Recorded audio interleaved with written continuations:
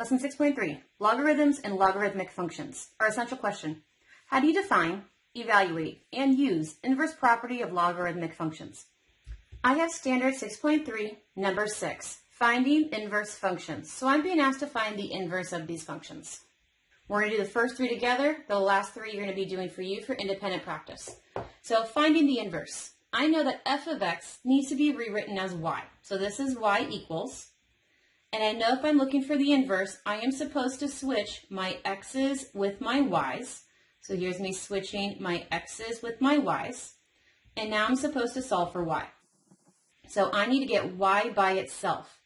Well, y is in the exponent. If I want something to no longer be in the exponent, let's go ahead and write this in a log.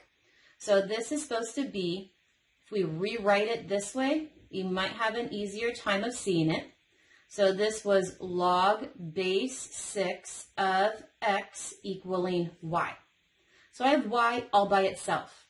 So I have y all by itself, so that's my inverse. So my inverse g of x is log base 6 of x. So how did I get from here to here? Remember, on the first day of this section, we did log base 6 of x equals y, and that's exactly what we did. We rewrote it. 6 to the y power equals x. We rewrote it. So let's go ahead and look at this one. It's already y equals, but I noticed this has something different in here I'm not used to seeing. This is an ln. We haven't seen ln yet. This is called the natural log, and we have a little hint up here that says we are going to rewrite natural logs as log base e's. So instead of writing a natural log of this, we're going to say that this is log base e of x plus 3. So we just rewrote natural log as log base e because we know how to do logs. We don't know how to do natural logs. So let's work with the log. So first thing I need to do is I need to switch my x's with my y's. So here's me switching my x's with my y's. And now I'm told to solve for y. Well, we have a log base e. Y is inside this parenthesis. I need to get y by itself.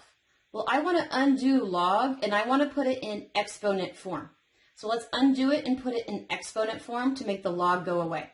We are used to seeing this rewritten as log base e of y plus 3 equaling x. We're used to seeing this in the other direction. Let's rewrite in exponent form. E to the x power is y plus 3. So e to the x power is y plus 3. Now I just need to get y by itself. So we're going to subtract 3 from each side.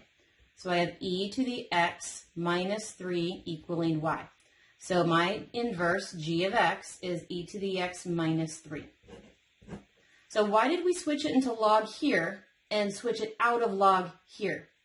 If your y is an exponent and you need to get the exponent by itself, turning it into log got it by itself. If y was already a part of the log and you need to get it out of the log, turning it into an exponent gets it out of the log. So let's go ahead and do our last one. Last one, I see it's already a y equals. So my job is to switch my x with my y's. And first thing I do, I see y is an exponent. I need to get it out of the exponent, which means I need to turn this into log form. I'm used to seeing it written this way. So I'm going to write it that way so I can better see it. It's log to the base of 4 of x equaling y. So log base 4 of x equaling y. Y is all by itself, and my job was to solve for y, and I did that. So my g of x inverse function is log base 4 of x. There are 3 problems left for you to do for independent practice. Go ahead and take a closer look at those.